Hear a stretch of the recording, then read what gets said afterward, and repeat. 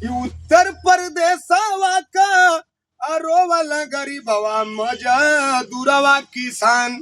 उत्तर प्रदेशवा का झंखल गरीबवा मजा दूरवा किसान। ओटवा चोरौले बाड़े आ गद्दी हथियौले हितवा भैले सुल्तान। आ ओटवा चोरौले बाड़े अरे गद्दी हथियौले हितवा भैले सुल्तान।